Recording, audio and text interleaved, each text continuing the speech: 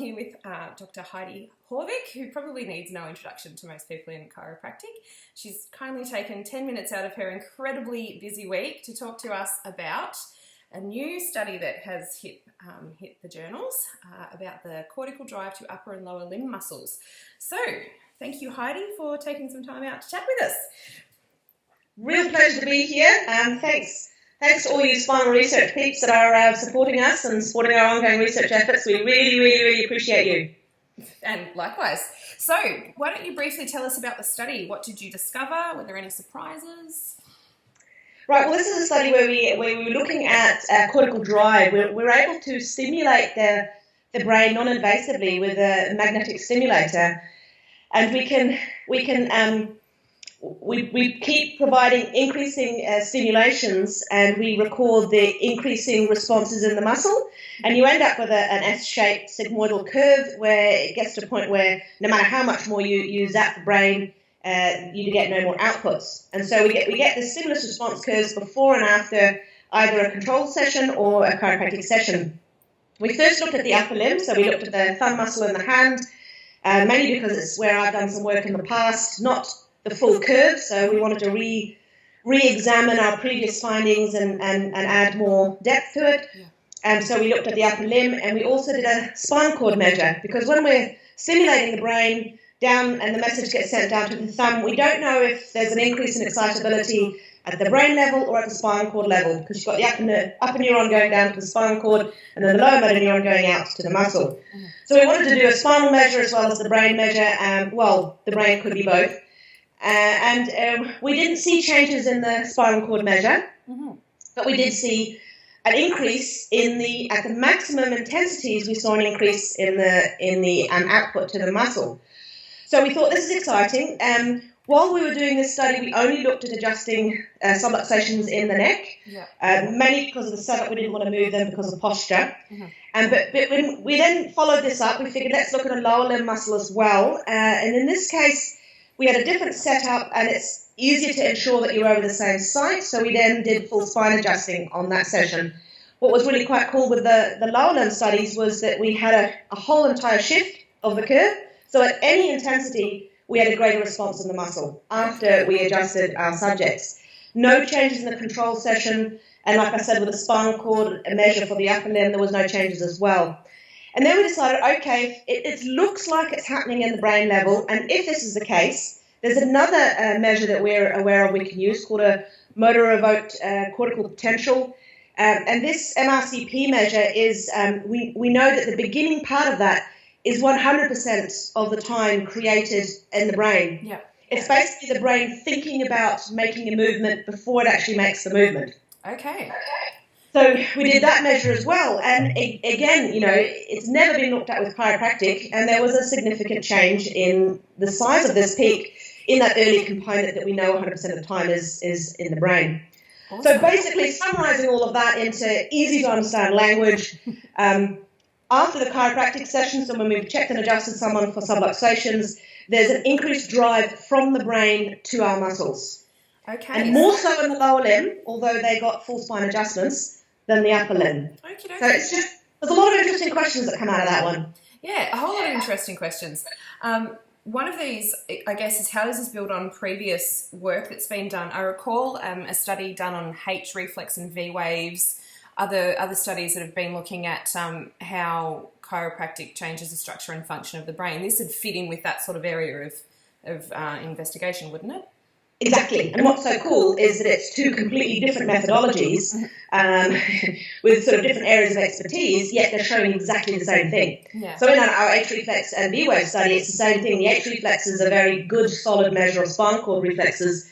And again, there was only this tiny little shift. We also measured full force outcomes, so you've gone right through to the clinical outcome of being able to produce strength. Yeah.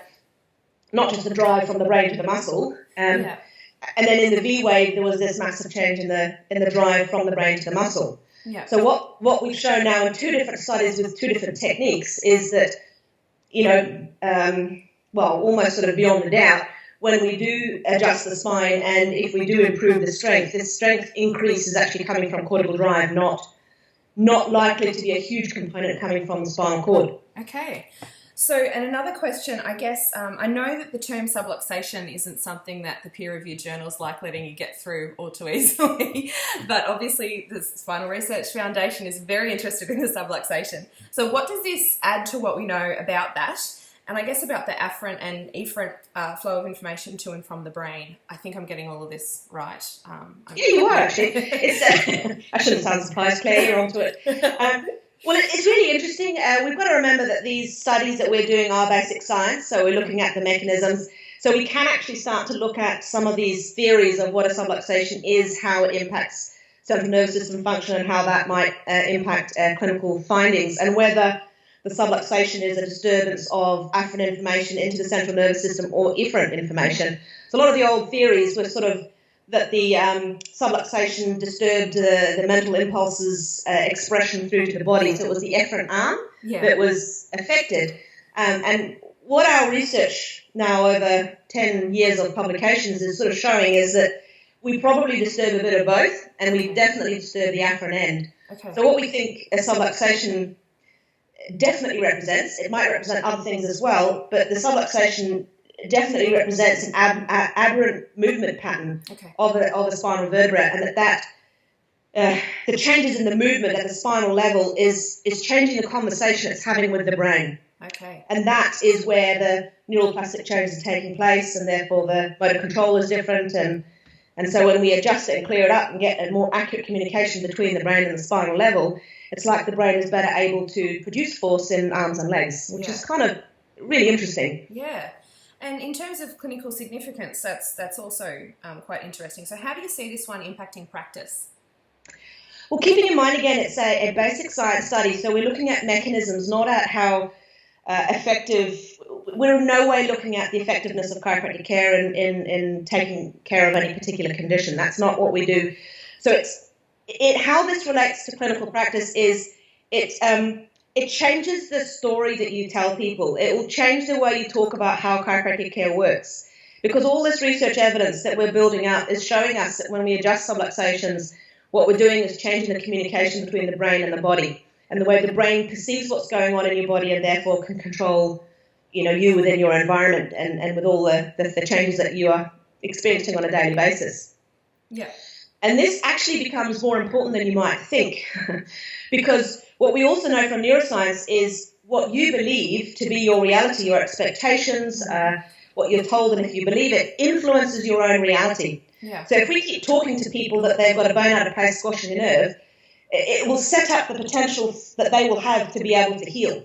Okay. If what we're talking about is, you've got dysfunction in your spine here, we call it subluxations, we know that this interferes with the communication between your brain and your body, so that your brain isn't accurately aware of what's going on, and we're trying to improve this brain-body connection so that your brain can function better and therefore can control your entire body better.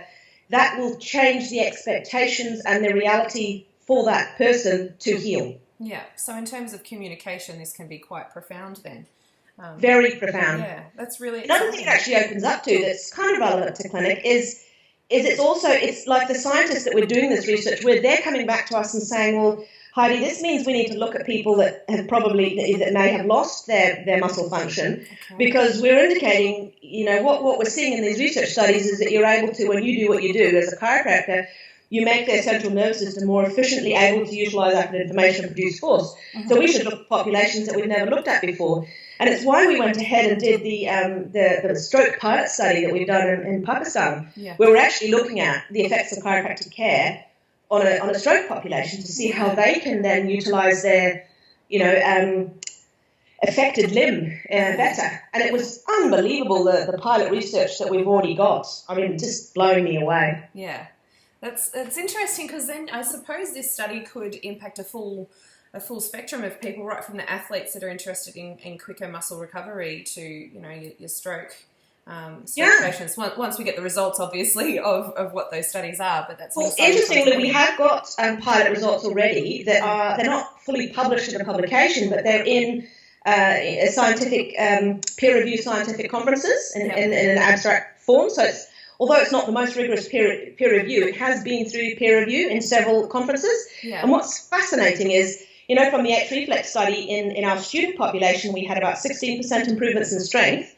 we did a study in elite athletes. So these were taekwondo athletes, and this was presented at the Motor Control Conference, not a chiropractic conference, but the International Motor Control Conference at Koç University in Turkey last year. Yeah. And the results there show that even in an elite Olympic athlete population, they had an improvement of 6%. Okay. So you're thinking, wow. Yeah. Even in Olympic athletes, they are still improving by 6%. And in the stroke study, which has been presented at a scientific symposium in Australia, a chiropractic scientific symposium, the preliminary results there show that we improved the stroke population's strength in their affected limb by 60%. Wow. So you think, oh my goodness, so 6% in elite athletes, 16% in students, and 16% in chronic stroke patients. So it's just so exciting. It's just opened up this whole new area, and we just don't know we're just so excited we don't know what to do with ourselves. But yeah, I'm trying to contain it. Yeah, no, that's really, really exciting. I had these supplementary questions just in case we couldn't fill 10 minutes, but we have gone over time. But I think that's a really good place to finish off on, is there's some really exciting possibilities for where we can investigate next, and the results we've already got. So thank you so much, and good luck for your tour of the States. And thanks again for everybody that supports us through spinal research. We really, really appreciate your help and support. Yeah. And thanks to everybody at Spinal Research for all their hard work, including you, Claire, that you put into supporting us to do this research. And so thank you. It's an absolute pleasure. Thank you.